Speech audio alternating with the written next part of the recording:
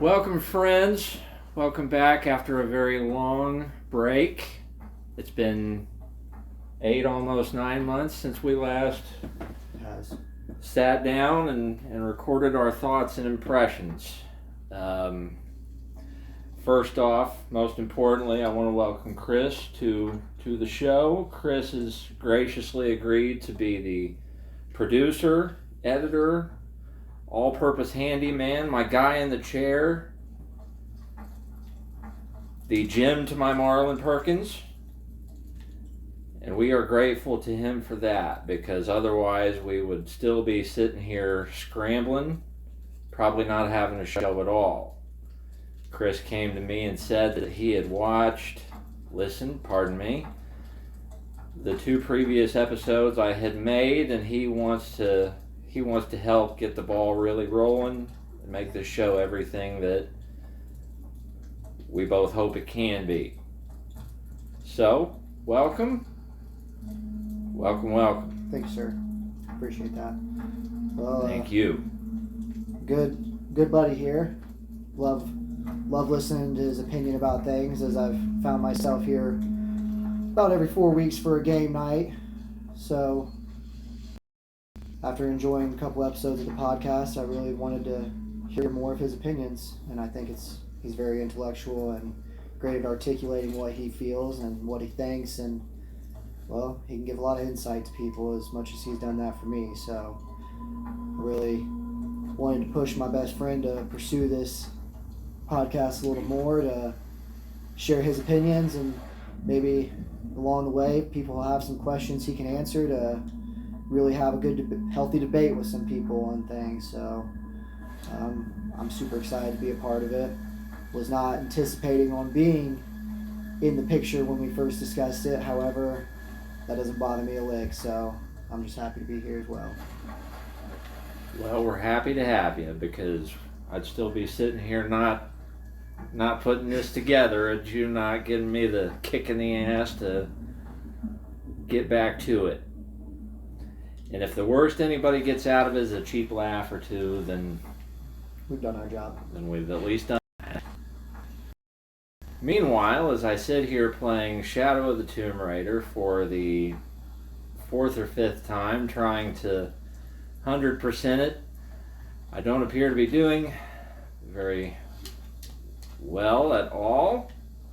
I'm kind of stuck at the moment, but as I figure that out, hopefully we'll all learn some more, have some fun, and get this podcast rolling in a more meaningful way than it was before.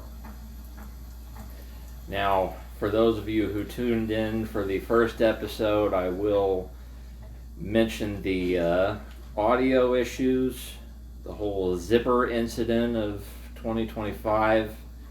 Memorable, but fresh. Oh my God, I finally did it. Now we can leave. Alright, so anyway, the whole zipper issue with the quality, hopefully we will not run into those issues now. Chris is in his producer role, brought a lot to the table to make this show better, to bring it up to a more podcast-like quality, and we are grateful to him for that. Videos coming on YouTube soon. Yeah, we're hoping to get this thing up on as many platforms as we can to reach more people, to engage more, make it more podcast-like. Bear with us.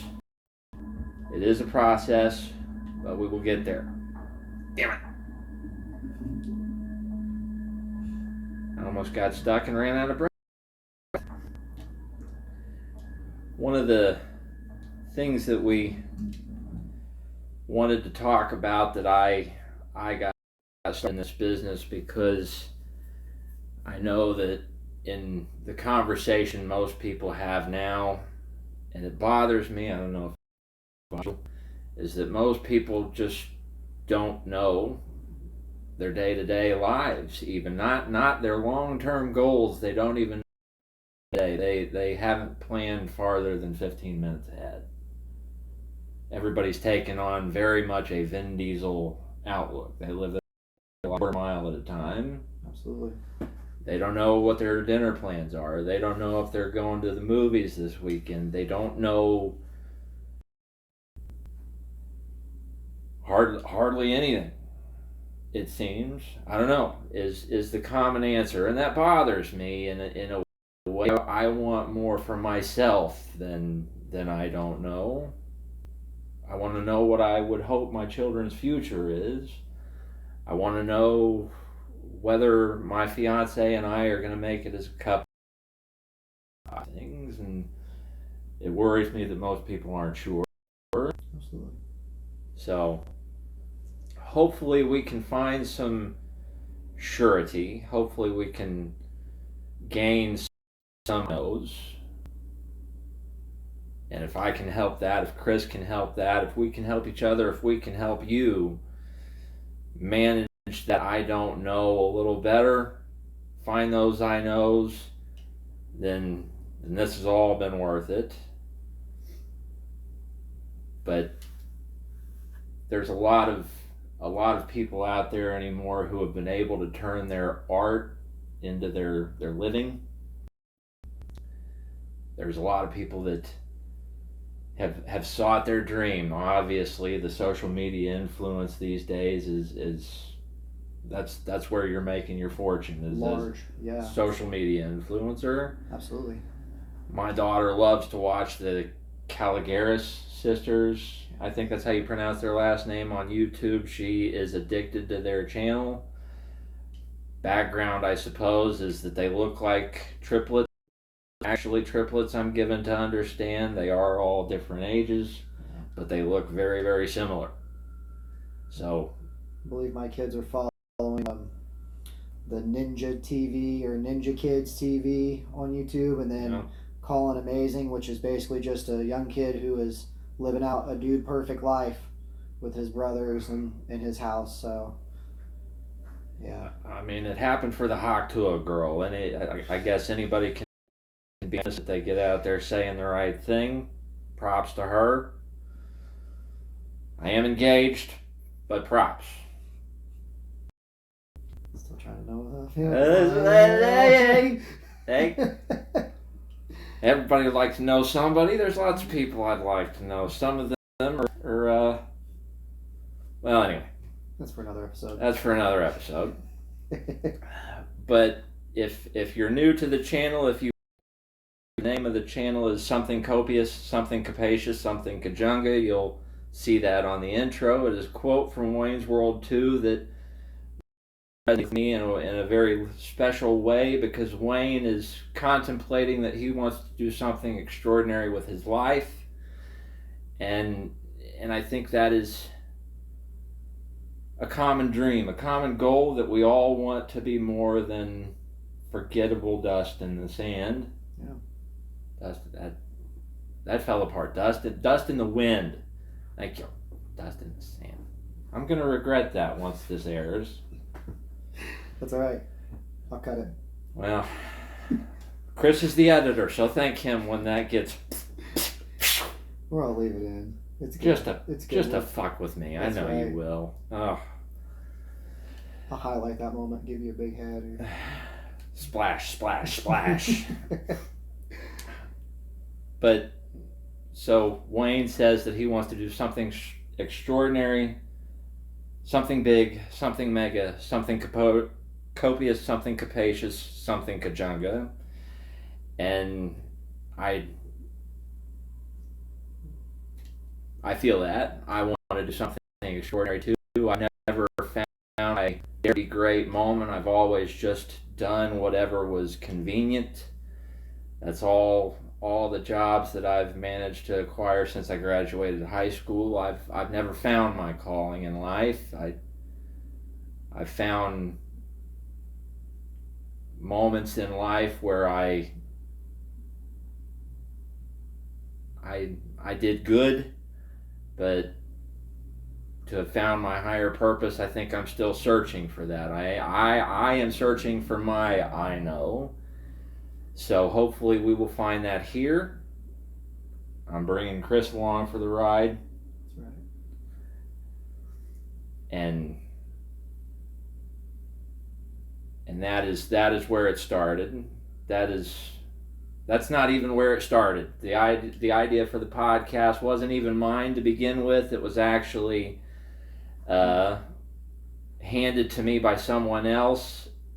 As you come to know us well, we will undoubtedly talk about the video store close to where we are and the friend of ours that works there. And good man. Skylar's a great man. Great man. Hope to one day have him as a feature on the podcast. As he is very, very informational as well. And I mean, he obviously is just as opinionated. So the conversation will be able to stay very full and go on for quite some time during that episode if we can manage that. So we will. We keep our fingers crossed that we will pull off an episode with him in it. We will try very hard to bring him on as a guest commentator. He's a great friend of mine and pulled me through a pretty bad spot there for a great many years. Kind of took me in as a friend when I didn't have any. I will tell that story later, but to expedite the story of why starting a podcast came up, I was in the store with him one day making a social visit, and a friend of his that I did not know came into the store, and while we were talking, and I don't remember what the conversation was, it was undoubtedly about movies or video games, comic books. These are the things I know enough, as our listenership and viewership will pick up on. These are the things that I have the most knowledge of. A lot of knowledge. Yeah. A lot of knowledge.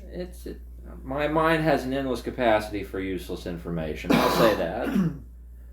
But we were having one of these conversations while his friend was in the store, and to interrupt the conversation, he came up to the desk and he's like, just a minute if I can, do you have a podcast? And he was speaking to me, and I said, no, I've never thought about having a podcast before. It was not on my radar. And he's like, well, I think you should.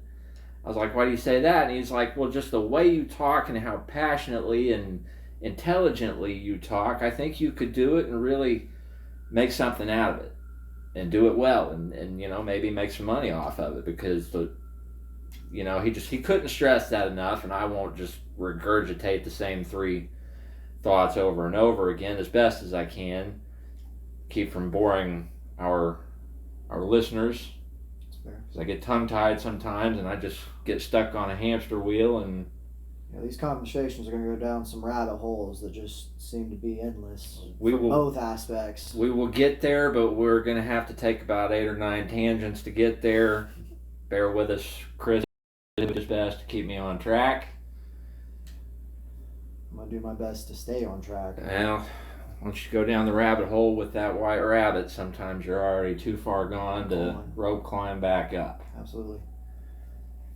But he suggested it to me, and it sat on my back molars for a good long time. Yeah. And it was something that Skylar and I would laugh about every once in a while. Hey, remember when that guy said what he said? And Skylar would be like, yeah, I remember the conversation. I'd be like, well, what if I did a thing and nothing ever really came of it until not that long. I don't even remember why it was. I was like, hey, maybe I should actually start a podcast. I want to say it wasn't even 4 months, 3 or 4 months after you had that you ended up doing your first recording. I know that I started doing voice memo a lot, and I was like, well, I want to see what I sound like. Yeah. That's a hard thing to accept sometimes. Oh, yeah. Because we don't sound the same in our heads as we sound out loud. Oh, my goodness, no. I can't even play a voicemail back. Like, I don't even want to hear what I sounded like. Just send it to them. It was hard for me to hear my voice played back to me, even when I was a kid, because I always sounded like I had this whole Fran Drescher thing going on. Like, yes. I have a deviated septum. Yes. And it's just so jarring in a way. But I started making recordings and just kind of letting it marinate. Let me hear myself and whether recognize myself a little bit, see if I was interested in what I had to say, if I wanted to go, hey man, what's that wise ass? Oh, I'm that wise ass motherfucker. What did I say about this 9 months ago? I'm actually pretty damn, that kind of thing. Yeah. And as I did that more, I got a little bit of an emotional catharsis out of it. It kind of, I remember feeling that. I was decided then on whatever course of action, whatever feeling it was, and I stuck with it. And now I'm maybe 5 steps ahead of the game, the process, the feeling, and next time it won't knock the wind clean out of my sails, and I can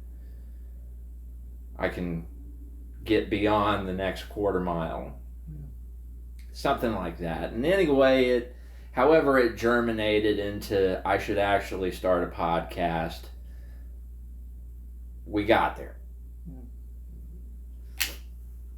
The fine tuning escapes me. I've slept since then. I've cried since then. I've been angry since then. I've been happy since then. And granted, it's been almost a year, but here we are trying again, and goddamn, we're going to try a little harder this time. We're going to make it happen. Oh, yeah.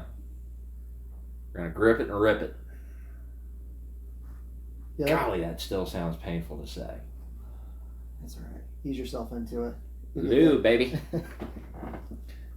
Well, one thing I did want to ask you, after listening to the second episode, sure, you had brought up how you had sold off a lot of your movies. Yeah. And it was, putting a little bit more into the video games and stuff like that. Sure. And you made a comment about how maybe in 6 months you wouldn't even care about your video games. Yeah. But I'd like to point out we are currently in the middle of a video game. Well, at least he is. We're trying. We're on pause right now while I try my best to have my thoughts centered and be present in this conversation for this podcast. I'm a little distracted with the game and kind of stuck on how to get through some of the puzzles right now, so I'm putting the game on pause and trying to dial back in here. When he does his playing, I might do a little talking, because multitasking is not my strong suit. Not strong. That's okay. We all have our thing. It might be a suit, but it is not a great looking suit on me. It's not a strong suit. It's what would you say? It's an off the rack suit. It's not even a matching. See, this is what I'm talking about. Right? That's fair. That's all right. It's not. I don't feel like the way I. That's right. The next one. You get him on the next one. We'll get him on the next. Yeah. All right. Cool. So, have you found yourself investing into movies again? It's gonna be very, very few and far between. Real special. Something that really got you the first time you watched it. Yeah. Something you feel has a good replayability factor. Yeah. I would say that the most recent thing I bought was the newest Superman by James, starring David Cornsweet. It's a great movie. I've watched it probably 4 times since I brought it home. Okay. And this will be one of the later recordings. I much prefer James Gunn's vision to what I eventually realized was Zack Snyder's vision for DC comic book movies. But that's a whole other Alice in Wonderland rabbit hole, so we're going to have to do that when Chris has a little more time.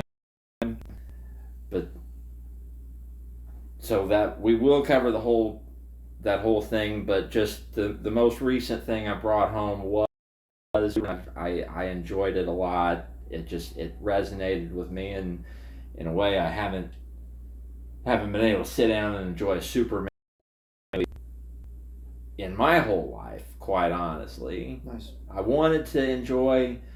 tried to enjoy my best, and in some ways, good parts, but I don't feel like they were executed properly, everything that's come out in my lifetime.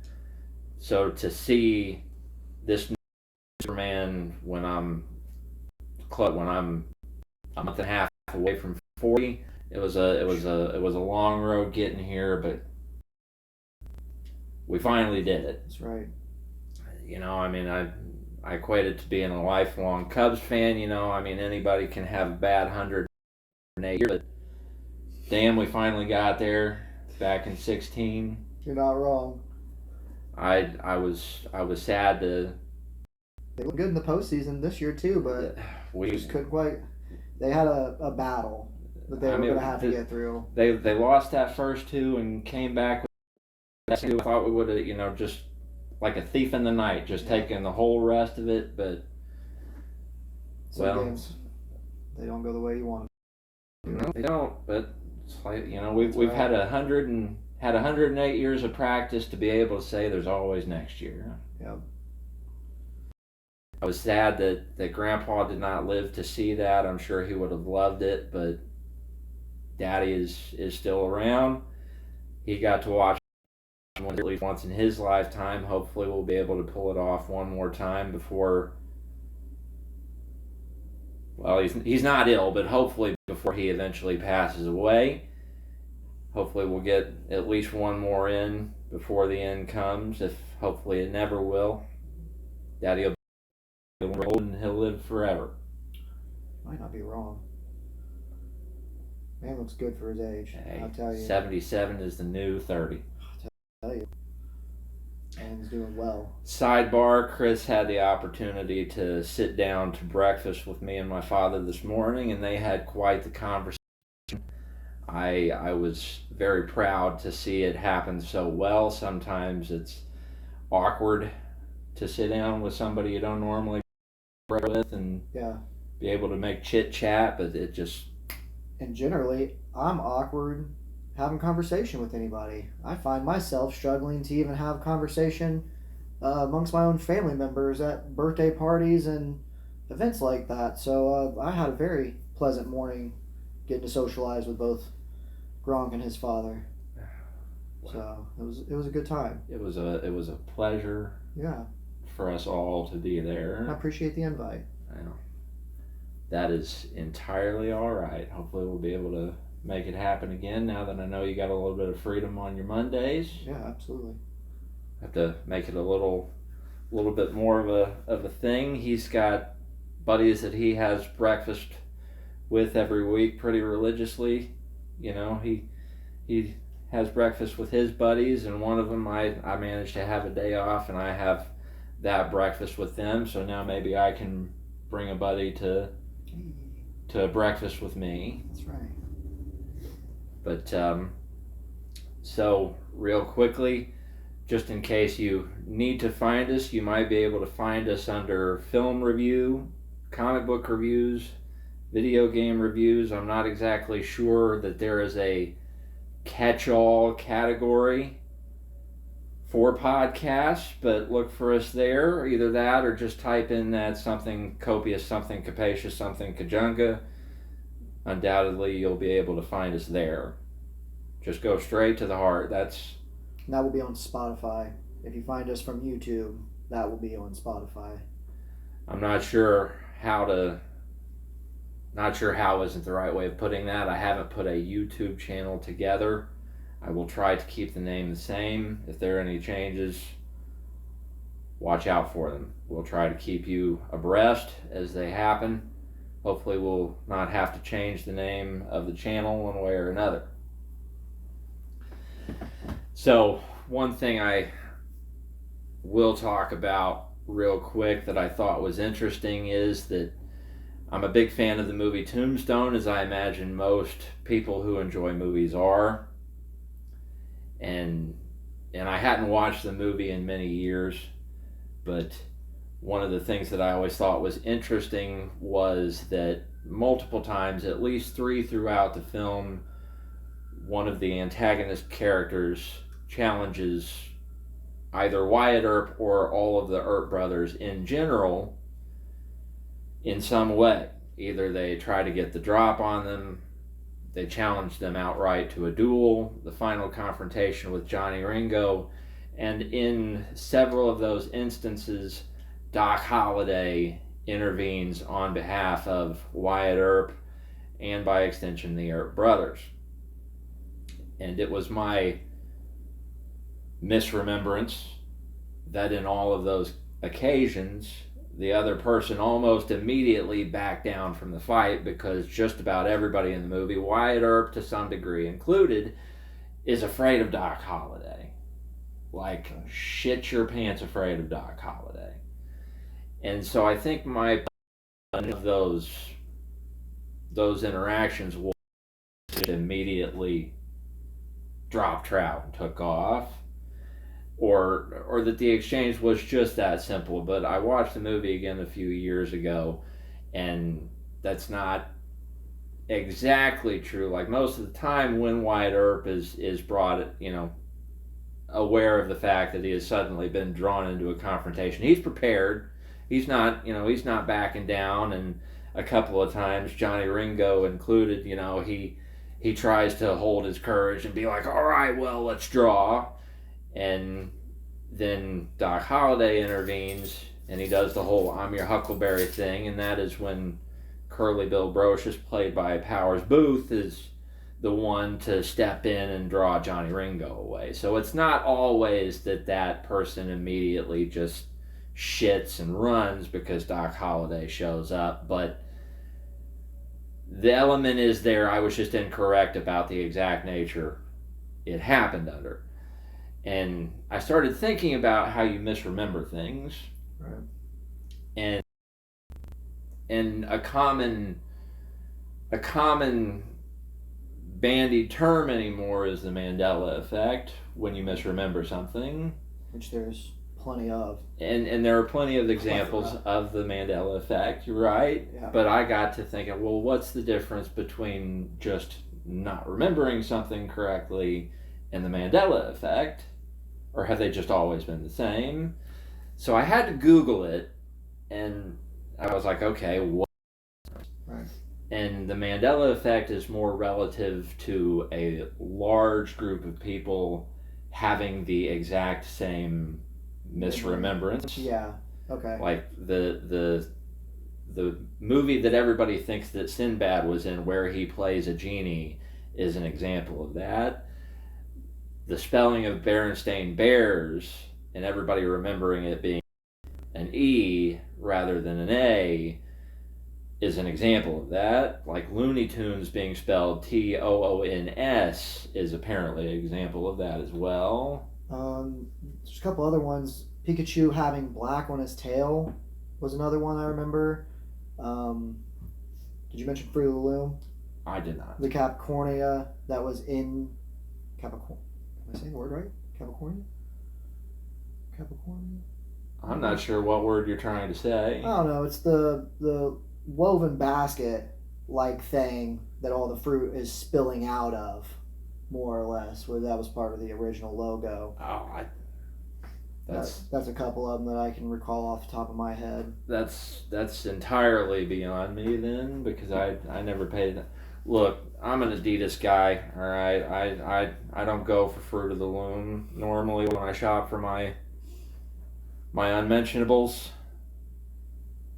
That was my brand growing up. So Fruit, I was mine, but I don't know. I just usually grab whatever looks comfortable, and I don't pay attention to what brand it is. Yeah.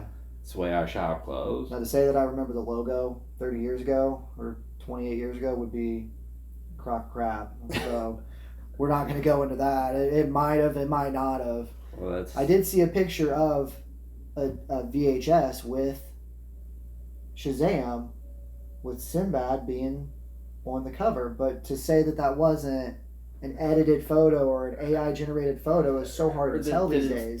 That there's no way for somebody to something like that they couldn't fabricate a VHS box with something like. And I mean, anything could have been on the reel, and you just put a new sticker on the front of the VHS and Shazam. I think most people are getting that movie confused with Kazam, which had Shaq in it back when he was putting movies together. He was also in Steel, which was based on the DC comic books character. I said comic books character. Comic cooks. I'm keeping it in.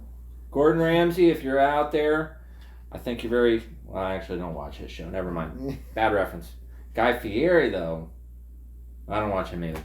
I'm not much into cooking shows. All I can tell you is Gordon Ramsay likes to yell at you and tell you that it's raw. And what Anthony? What's the guy's name? I can't remember his last name. He was another one of those big chefs. He had the show that, he's passed away. And that Bourdain, is it Anthony Bourdain? And he was on an episode of Archer where he played kind of a caricature of himself. Okay. And I mean, I love Archer mostly, like the first 10 seasons. After that, they get, yeah.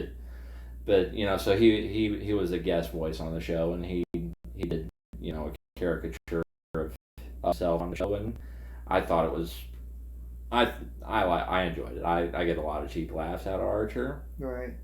Fair.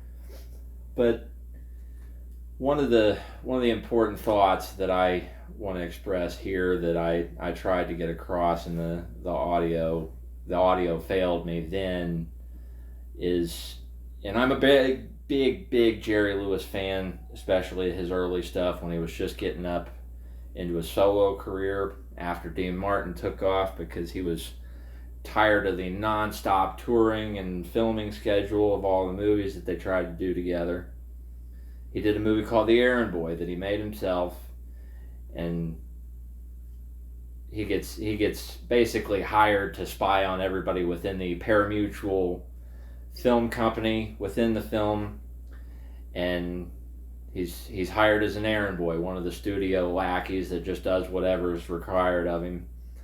And anyway, however it happens, just the film logic is that most of his Jerry Lewis antics have been captured on film, and several of the guys that you kind of lose track of over the course of the movie are sitting together watching this highlight reel of his insanity at the end of the movie. And this is after he's been drummed off a lot by the head of pari-mutuel Studios for being an absolute buffoon. And then he comes in on him watching this highlight reel, and he's incredulous. He's like, "What the hell are you guys laughing at that idiot for?" And between the three of them, they're all like, this kid's a comedy genius. I mean, this is real star power here. This is where it's at.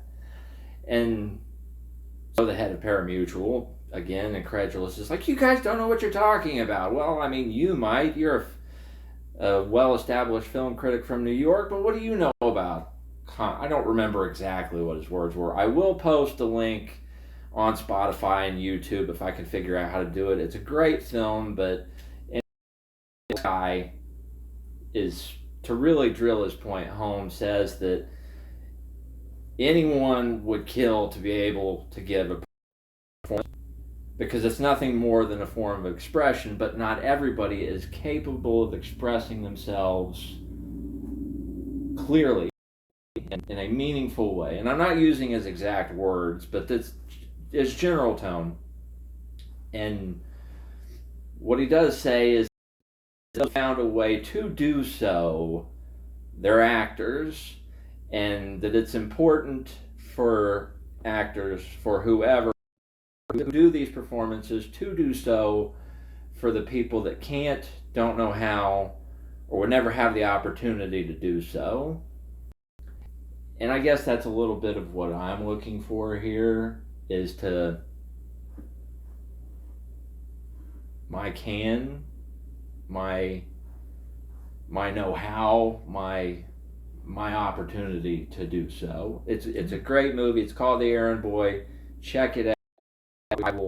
We will do our best to get that clip attached to this video, to this recording.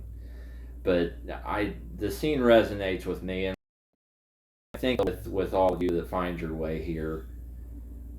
And it meant a lot. It's meant a lot ever since I first watched the movie. I don't know, when I was 10 years old and I first started watching Jerry Lewis movies.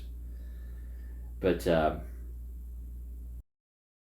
check it out, The Errand Boy. Absolutely funny, but it's one of those things that you never realize what kind of powerful you're going to find in a place you didn't expect. Right. Like you go into a comedy, or you go into a horror movie, you go into an action movie, and some wise old throws out a perfect pearl of wisdom. Yeah. And it hits harder than if you went into a hard ass drama where every character is just trying to drill the morals in every scene, like hard handed, live life to the fullest because you never know when it's going to end, and time is but a construct, and there is no spoon, whatever your pearls are. Yeah.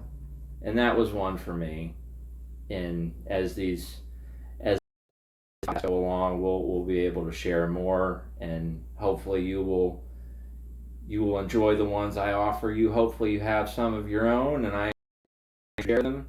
I'll be curious to know what I might have missed, what else is out there.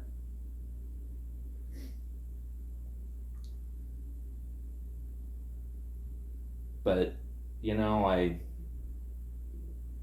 call it a business.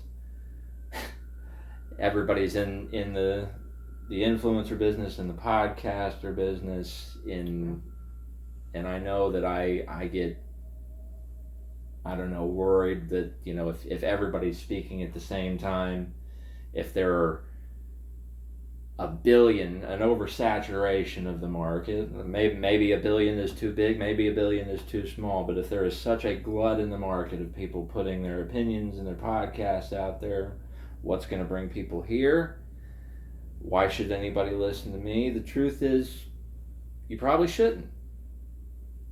Everybody's opinion, everybody's voice is useless to the individual, but I know that none of us get anywhere we are without help, without some kind of guidance and support. And hopefully that is what this podcast, this YouTube channel will offer everyone that finds their way to it. I know that one of the thoughts that I've had as Chris has come in and offered his support and his help is that maybe it's not going to be a viable additive to my cost of living. Maybe I'm not going to make my men off of it, but even to supplement somehow, if we if it takes off and becomes a success. I mean, you think, okay, Joe Rogan's got the biggest podcast on earth right now. Yeah. Well, I at least want to get to Joe. Is that a dream? Is that an attainable goal? Man, I want to do as well as Joe Rogan. And my mother, she always wants to keep me grounded. If you aim small, you miss small. But and that's not to make light of what she said or to disparage what she said, because she does have a point, but in my head I'm thinking the moon was somebody's dream once. The moon was wild. Absolutely. But we got to the moon. And my goal, maybe Chris's goal, I don't know what his thoughts are, but I don't give a shit about beating Joe Rogan's numbers. I've never met him. Maybe he's a nice guy. Maybe one day our show will take off so big that Joe Rogan wants to interview me. And if he does, we'll sit down and we'll have a good chat, I hope. But my goal is not that. My goal is not to make fuck you money off YouTube. My goal is just to, I don't know. If we make any kind of money off of this, I keep saying That's all right. It's our show. It's all right. If we make any kind of money off of this, I don't want fuck you money. I can provide for my family. I can do things I'd like to do as well as things that are necessary. I can live a life that's full. Because to me, that seems like an even loftier goal than the moon some days. We're all trying to do our best, I would hope, but man, some people need a lot of help. A very large leg up. Despair is easy because it's surrender. And I've surrendered a lot in 40 years. So now, fuck it, let's try something else. Love it.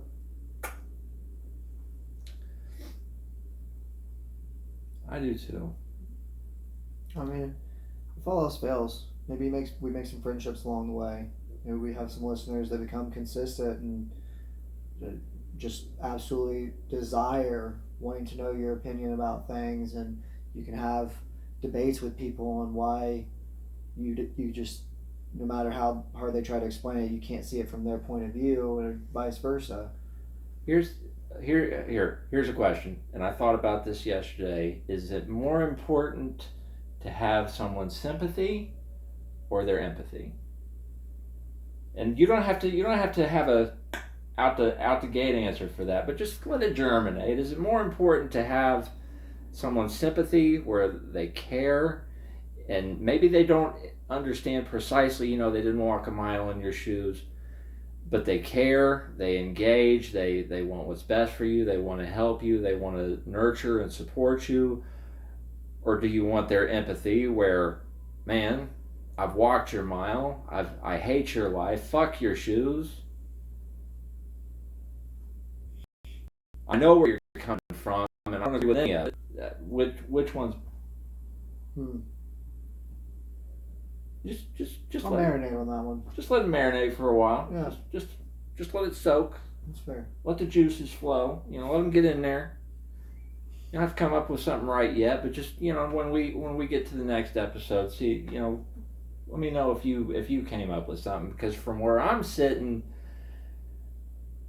I don't really need somebody to empathize with me, at least in my darkest moments, because most of the time I know what decision I'm going to make, and I know, and it's not always a good one, but I know what I'm prepared and what I'm not prepared to do. But I just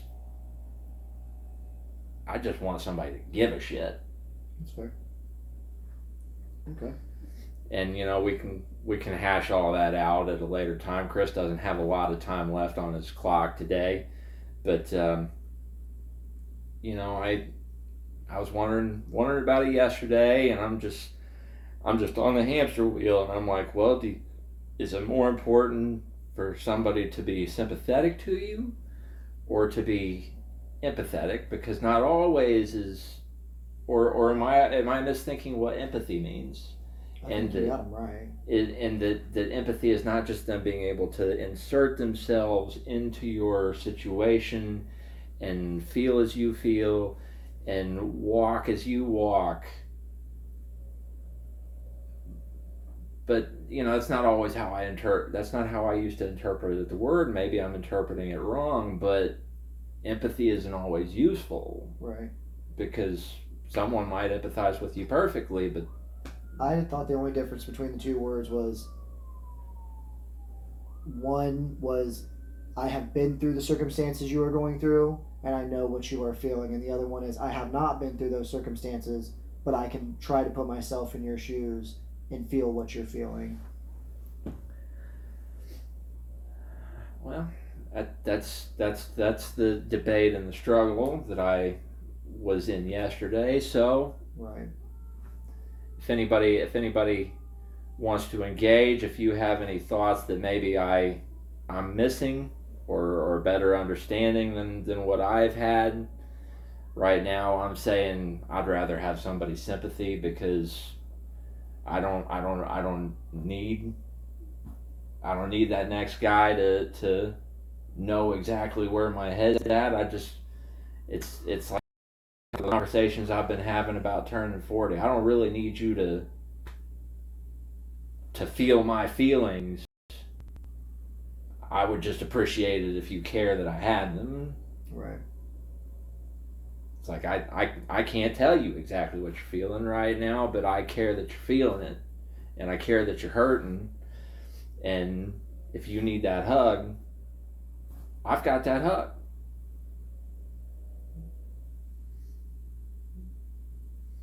Thankfully, I've got some ride or die motherfuckers in my life. No, that's right. And they got me in theirs, and that's right. That's pretty good. Always. Always. We've been friends for 6 years and some change now. Yes. What really got us not started as friends, but started as making sure that we managed time at least once a month. Hopefully, we can bump up that engagement a little more. But oddly, ironically, what brought that where it is was when the Zack Snyder cut of Justice League came out on HBO. We got together because I it's a 4-hour movie, and I needed a little more audience engagement, and I needed somebody to just kind of experience that with me and to kind of keep me disciplined, because if I'm watching things myself, I will just scan right through them. I will fast forward. I will pause and get up and go to the bathroom or get started. My attention span is just it's real undisciplined. So I need somebody there to keep me honest, and honestly, I think that's part of the role that Chris is going to play in this podcast, is to keep me honest and keep me engaged and be that gentle voice that says, "The fuck you doing, dude? We haven't put an episode together in 3 weeks. It's time to record. Come on, man. The audience is commercial right now. That's right. You have their attention. We need to get that theater booming. And it absolutely rattles every. We need to get that sound recorded so that we can use it. All right. We'll put it on the soundboard. Yeah, we got to put it on the soundboard, because that's I just love that, because they did that in The Simpsons, right? They did it in The Simpsons, and in the everybody's like, and then that comes on, and I mean, it's so loud, it's blowing the glass out of people's eyeglasses, and Grandpa Simpson's like, turn it up, and I mean, I've sat in IMAX theaters for movies, and I don't know, after a while you just kind of accustomed. It's not like rattling the change out of your pocket anymore. I mean, it's loud, but it's not like you're just constantly hearing cannon fire over your shoulder anymore. Right. It's like, okay, yeah. I'm back in. But so I don't see. Where were we? Zack Snyder. Well, what initially got Thank you. our occasion started. Well, that's where Chris and I managed some kind of time for each other outside of working together, and just the idle, oh, well, see you tomorrow started. We got to sit down and watch the Zack Snyder Justice League. Chris was gracious enough to take a day off of work. You had the day off. I took the day off work. Yeah, you took the day off work. I was already scheduled that day. I don't work for Pepsi anymore, but I actually called in that day just so I could stay home and watch that movie. That's right. Chris was gracious enough to come over and sit with me despite obligations and other demands of his time and efforts and energy and emotion. I requested the day off quickly. I requested it early because you let me know ahead of time. I had a little more flexible of schedule than he did at the time. I say it's irony because even though his name is on it, I still enjoy that movie. I enjoyed what came to theaters, but there's a lot of what he wanted to. I will preface here and say that for the later episode, there's a lot of what he wanted to do that I don't agree with all the way around the fence. But what was there, at least with his version of justice, I was still able to enjoy in a way that I just could not watching Batman v Superman, or at least the first 2 hours of it. I will say that as much as everybody memes the hell out of the you gotta save Martha moment in that movie. Watching it, I'm not ashamed to say I teared up a little bit. I felt the feelings. I went through all the things. I think the way he wanted them for me, for the viewer, not me. If he wanted it for me, the movies would not be what they were. But Gronk's cut coming next. but I at least appreciated that moment as much as everybody makes fun of it. Oh, well, we found common ground because our mothers share the same first name. What is that? But I still appreciated there. And after that, the movie gets marginally better. Still, I don't agree, and still that will be a later episode where we discuss the meat and two veg of all that. But anyway, that evening happened. We watched this movie together, and it really kind of set us off on a friendship that is going strong many, many years later. Because it's a hard task to be real friends with some people. Absolutely. Almost nobody. That's way too broad a generalization. But a lot of people ain't genuine. They're very careful about their conversation. They're very too socially aware and focused. I think maybe I'm not. Or opinionated. Yeah. You're just constantly like I gotta shift, and, do all this maneuvering just so my social status doesn't suffer. And Chris and I became friends just because we engage well with each other. We had the same conversation. We understand each other's energy. I understand all the events of Chris' way they played out the way that he did, but I understand the man sitting next to me now, and I can relate to him. I can relate to him as a husband, as a father. I can relate to him as a friend, and those are very important plateaus to be able to meet somebody on. Absolutely. In a basic human level, can I meet and appreciate you as a person, as a fellow human being, as a fellow male, on all these different plateaus. Chris and I have been able to meet each other and appreciate each other and respect each other, and that is what has allowed us to keep our friendship going. Absolutely. And Titanfall 2 plays a big staple. Oh my goodness, what is it, 5-6 times we've gone through that now? 6, 7. Xbox and PlayStation? Yeah. That's just how many times we played it together.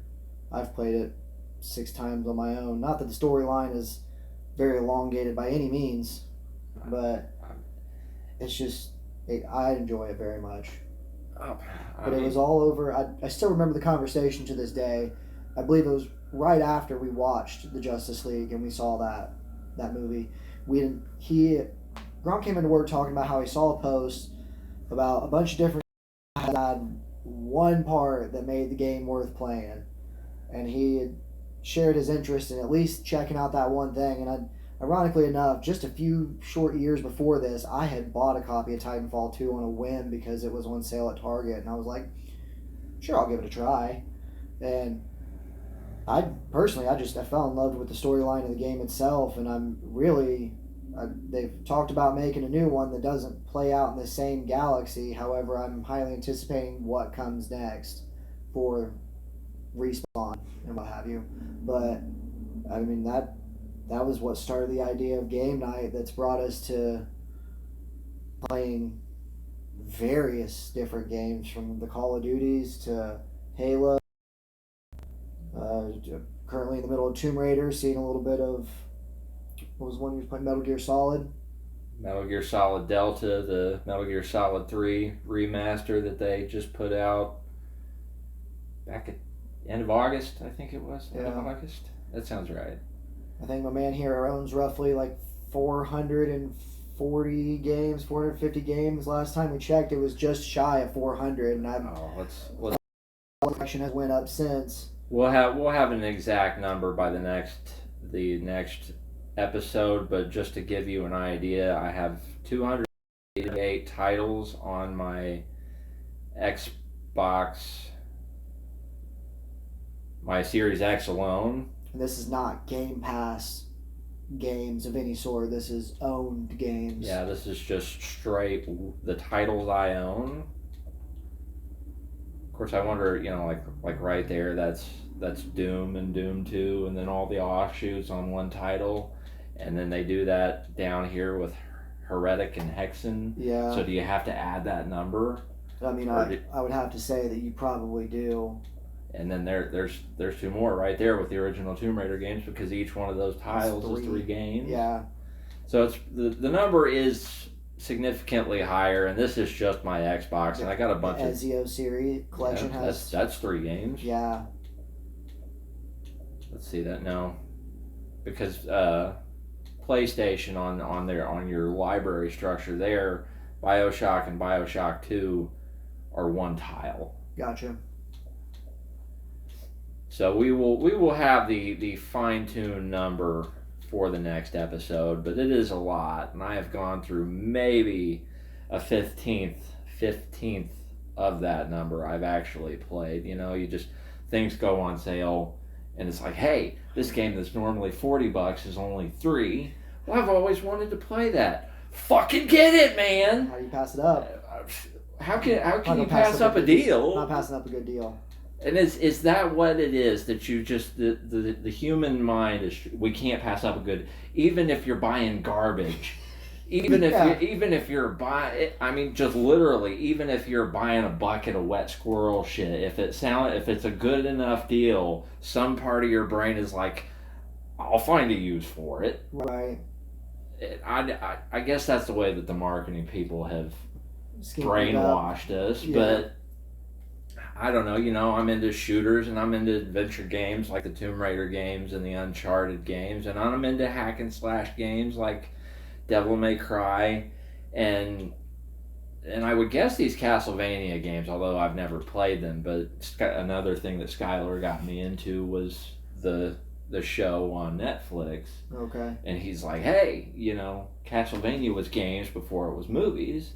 And I was like, well, I mean, I guess I've heard of those, and I think that they're hack and slash style games. Bayonetta, that is another great hack and slash game. Very, very much a Devil May Cry clone, but even on its own, it is fucking stellar. I love it, and I hate that I have to somehow track down a Switch and pay $50 almost a pop to get the remaining Bayonetta games just to play them. That seems like a giant. 50? At least 44 and whatever the change is. So they're selling the new Switch 2 games for like $80 a piece. It's an SD card, dude. This is just me, but I am boycotting Nintendo until they fix the shit, because that is unacceptable. Those games have been out for 8 years, and they are still almost $50. Yeah. And Nintendo is jacking around the prices of all their stuff right now. Well, they must obviously understand the market better than Xbox and they have PlayStation. They have not put Donkey Kong 64 out there for consumption on their online store nowhere since it came out on the 64. You ask me, they don't understand shit. Well, if I understand correctly, Nintendo is doing the same thing. Excuse me. They're doing the same thing that PS Plus and Game Pass are doing, where you have access to via paying your subscription. So like you can play Game Boy games on your Switch. You can play Nintendo 64 games on your Switch and what have you, just as long as you're paying the monthly subscription. Obviously I don't have the insider information to comment perfectly one way or another. Right. But I know that I started watching, because I Googled it. Is Donkey Kong 64 available on the Switch? Is it something they're working on? Is there going to be a remaster? Is there a Santa Claus? These are the questions of the day. That's right. And and so I'm trying to do it, a modest bit of research.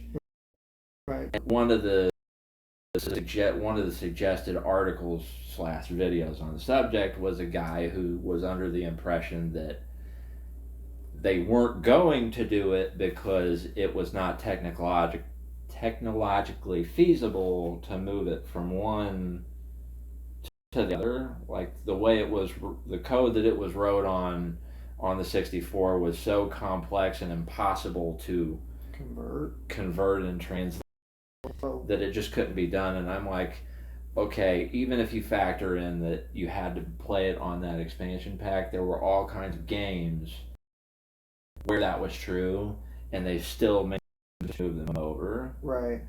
Perfect Dark, you had to play on that expansion pack, and they moved that over to the store. I don't know if we'll have that information next time. Yeah. But there's so many games. There's so many games. It seems incomprehensible to me. We didn't want to do that. Yeah, that seems like such a big profit miss. Because the only thing that's happened with the 64 games anymore is they're getting recycled at buy-sell trade stores. Nintendo's not making any money off of that, so why would they hesitate? That's what I think that is what's happened to the video game industry, is that they're losing a mint off of the buy-sell trade shops. Yeah. So they're trying to recover those. Especially with like the sports games like Madden or NBA 2K or the Call of Duties. I mean, you play them once, you beat them, you platinum the hell out of them, whatever you got to do with them, and then you turn them around to buy sell trade shops, and the next guy buys it for 40 instead of 75. Well, all of a sudden, Activision just lost out on 75. Yeah. And 75 so many times that now Microsoft is basically trying to become the umbrella of the video game. I think that's why digital became such a big thing too, because now we're making money for everybody that wants to buy it, as long as you're not in the same family group or whatever. At some point or another, we will put together maybe a short video or something just to give you an idea of the list of games that are. So maybe some of you have had a great experience with one of them, or you thought, man, that storyline really captivated me. Have you tried it? We can always put it here and give it a run through, and that could be another episode's conversation one day. Do our best to get our hands across a copy of it, and maybe invest a little more and keep it handy just in case it's something that I don't like and don't want to keep on the console forever, because there's. I think it's supposed to be $30 a month now for Ultimate. Yeah. What do you do with that? Apparently, you just pay it. You better play every game. Side note: I may start a channel that is just reviewing games and playing games, so that I can make that extra income to be able to afford all these games. Sponsor us, Xbox. Start a Let's Play channel, please. Microsoft. Let's do it. Sponsor us. We will give all the feedback good on your game. Send it here. I will gladly. We'll talk about Activision. We'll quit. We'll get started as Let's Players. You're gonna love the channels. We might have 100 of them before it's all over with. But you pick your favorite. That's right. Look at it. What is it? The Assassin's Creed Chronicles game, I think, is the only one I don't have. And we played Assassin's Creed on this, and it kept glitching out so bad. Like you were just walking through walls, and then you get stuck. Yeah. And some games, when they move over, they're bad ports, and they fix all those bugs, but. Some games you just lose them because you're not playing them on the old system anymore. Yeah. Like the TV is just moving faster than the rendering. It's like that one, what was that X-Men game you were playing? Wolverine? Yeah. That one was hard. Wolverine Origins back on the PS3. That hurt my eyes at some moments. That's why I got all my older systems that had RCA cords or not HDMI. You're right. AV jacks. Yeah. Okay. Yeah. Yeah. I think RCA is a different thing, but they got AV jacks, and there's only, most TVs aren't being made with them, so I had to get a real old TV that still had AV jacks to be able to play my Xbox and my PS2 on. And just as an aside, just sidebar, I threw the PS3 on that one, hoping that it was, far back enough in quality that it would not. It's not trying to render it faster than it's capable, basically. Yeah, and I would be able to play the game without basic. Stroke. I'm having a stroke, anger stroke, trying to play, finally beat this game, because I never got it beat the first time I tried to play it, and I owned it on and off. Man, I want to get the Spider-Man games back.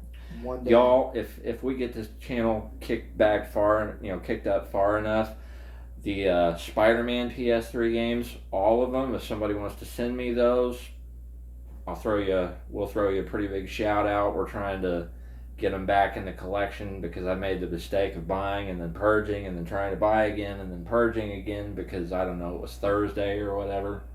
This is a habit. Yeah, I'm trying to do better about that, so I'm getting it one more time. It's coming in, it's staying in, and... Oops, sorry. Ow! Attacked you. Actually, it's not really ow, I just reacted, but that's alright. Jerk. Sorry. Not that I did on purpose. It's all part of the show, folks. But I don't know, and Skylar actually commented on that one time. I was in the video store, and it was like the 8th or 9th time that I had brought a stack in just to like move it over to PS4, yeah, or move it from PlayStation to Xbox. And he's like, "Dude, you are giving me hives with this. Buy the game and keep it, or stop buying it." Needless to say, he's come accustomed to the lifestyle at this point, because he doesn't say much anymore. It's I don't know. It's an emotional. I get an emotional catharsis. It's like I'm having this bad spell or whatever it is, and I just need. I don't know. I'm trying to make feel bad feel better, to use your phrase, and right. Pick that up from you. Do what you got to do to make him feel good. Got to make feel bad feel better. That's right. And so, I don't know. I'd go hang out at the video store, and what's new in here? Nothing. Okay, well, I'm gonna go look around for a few minutes. Then I'd put a pile of things together that I didn't really care about at all, just because, you always feel better if you walk out the door with something. Money feels good. Yeah. It feels good. It's like chocolate or other things. It's like, that shot in the arm, and yeah. Not wrong. Unfortunately. Not wrong. But so I did that often enough, and Skylar noticed the trend, and he noticed it enough. He got annoyed by it, and he's like, I mean, it's obviously, I've said it already, so I'm not going to say it a second time just to spin the hamster wheel around again. But I never thought anything about it. I mean, I guess I knew I did it, but I never really processed it. And then I was like, oh, something to be self-conscious about. Yeah, we all got some we're self-conscious about, don't we? Yep. Unfortunately. But there's so many. And everybody wants you to feel self-conscious about everything. Because if you're self-conscious, then you're more likely to go out and spend your money trying to buy things that make you feel less self-conscious. Yeah.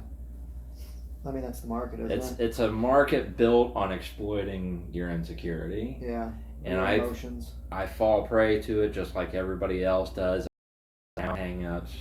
I'm not going to be self-righteous and say I don't. I'm sure Chris would agree he does as well. Oh, yeah. 100%. Pokemon would not be the thing that it is today if that weren't true. You talk about video games. I'm so tired of Pokemon. You can't find Dollar General get sets. You have 6 hours from the time they open to buy them, because they only get 6 boxes or 6 sets, whatever they may be. And I mean, I got somebody at the dollar store that will usually let me know early on in the day, hey, I'm opening a box of them. And if it's not a payday, and payday comes tomorrow, they won't be there for payday. I learned that literally last Wednesday. So to break the conversation for a minute, not because of anything you said, but just because I want it to be clear that there's never an intention, I don't think, in this channel to be deliberate of anybody's preferences, anybody's hobbies.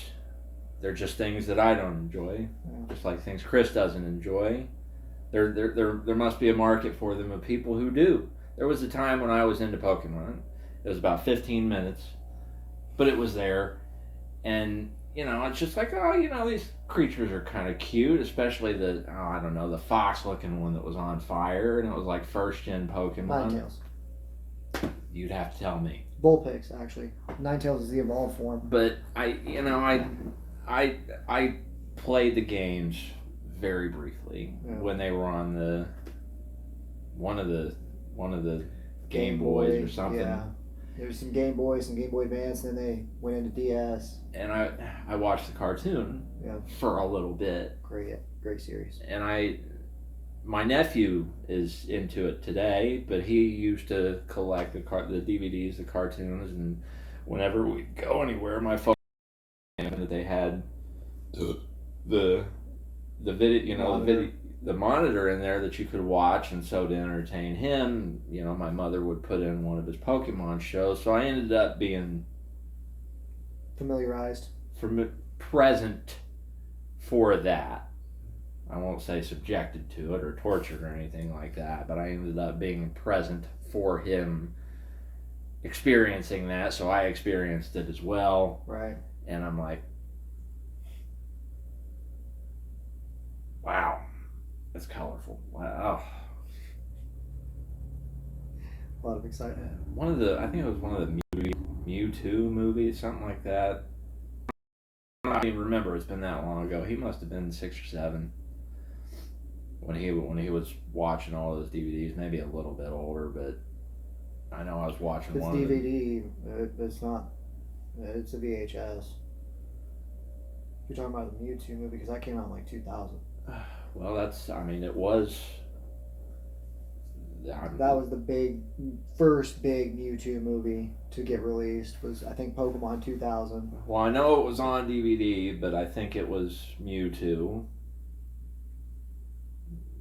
I've got an official record might somewhere. Mewtwo Strikes Back. I think might be the name. Don't quote me. I don't know all of them. I don't know any of them. I'm gonna sit here and say that now. I don't even remember. I know it had Mew or Mewtwo in it, and they pretty much go hand in hand. I watched it basically because it was on, not because it was my preference. Right. Because I was stuck in the car, but I don't. He enjoyed it, and that's just kind of the way my folks were, and not necessarily to entertain him so that he would stay quiet and manageable, but because you want your children, you want your grandchildren, you want the people you love to have the things that give them a smile in the world that really doesn't care whether, because life is going to move on around you regardless, and why not try to give people as much joy as you can? Absolutely. I mean, that's why everybody does anything. That's why there are video games. That's why there are movies. That is why there are so many forms of entertainment, just because you want to. We're on the pursuit of happiness. Yeah. Whatever that may mean for you. And that's why my movie collection was so big at one point, but I stopped collecting because I don't call it that the film industry changed so much. I don't enjoy it anymore. But when every year it's like, okay, these 45 movies that I just bought last year in a Blu-ray collection are now coming out in 4K one at a time. All the fucking space that's going to take up. I mean, I bought all those the thin package just to slim down the physical room that my collection took up, and now they're coming out, bing, bing, bing, bing, bing, and I can't keep up. And you look like you got some space on your game rack. Well, that's where they used to sit. Oh, well, that's why. Okay. You also got some space on that bookshelf. That's where they used to sit. Oh, that's where some pretty 4K movies could be sitting. Well, I don't want to. That's not the hobby anymore. I will watch a movie. I'm collecting digitally. By the way, if anybody has a platform where you can buy digitally and download and like move that download on a hard drive so that I can still collect the movies without having to worry about an internet connection or streaming them through Vudu or streaming them through Movies Anywhere. If anybody knows that website, send me the link, because that's kind of thing I'd be able to have it physically and not be dependent on an internet connection. I don't know, just in case the world ends tomorrow. Well, I mean, don't you? What happens when you get a movie and it has a digital download? Are you not able to copy that to a hard drive? Well, the only way I've seen it work is through my phone. Oh. Like I have the Vudu app, and I can download it through the Vudu app and run it through the Vudu app, and the movie is saved to my phone. Okay.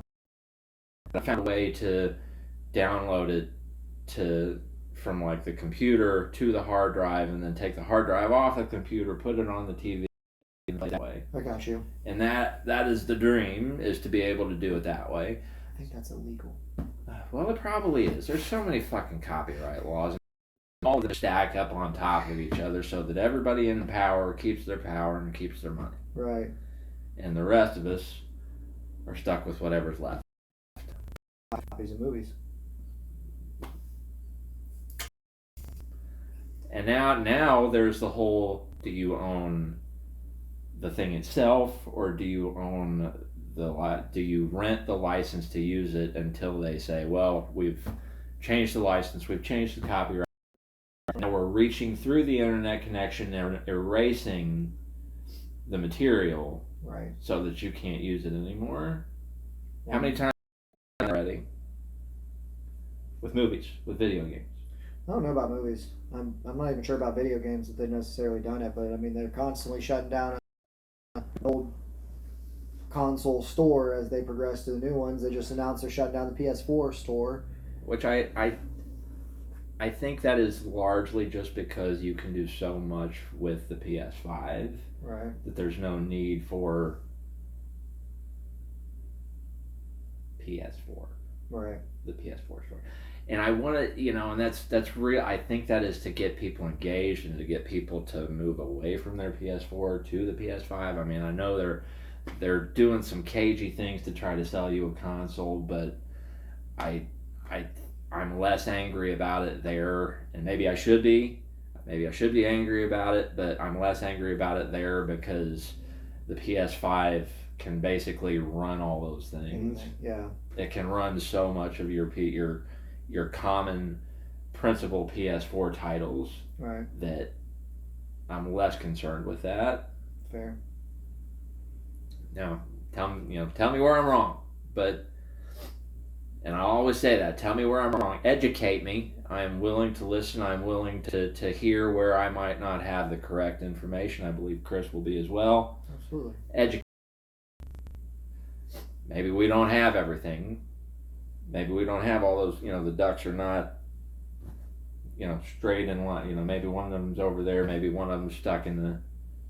You didn't see my post I shared the other day? No. Said something about, I may not have all my ducks in a row, but your ducks must hate you for making them line up. I didn't see that, but that's pretty good. Well, it would appear we're running out of battery power on the laptop at the moment, and it is also about time for me to head out for the day. So I'm real excited about this. I don't want to totally disengage you from trying to close, but just the way that this episode has started off, has gone and shaped itself, I'm digging it. Like I'm feeling that this is going to be a good track. This is on the right track. If it's not going to be a great big thing that we're imagining, it's at least going to be good for us. Oh yeah. And it's going to be fun for you and me to... And I think it'll be far better when we get a little more interaction doing it live. You know? When we get ourselves on YouTube and start getting the interaction from people, I think it's going to go. I mean, the episodes are probably going to fly by. Oh, I mean, especially the one like when we just go when we fully go to streaming rather than just like podcasting. printing an episode and then putting it on Spotify or whatever the platform is. It's gonna be a great hang, just great fun. Yeah, we're looking forward to this. Oh, we are. We're looking forward to it with you guys too. Come on along. Something copious, something capacious, something cajunga. Absolutely. Right on, brother.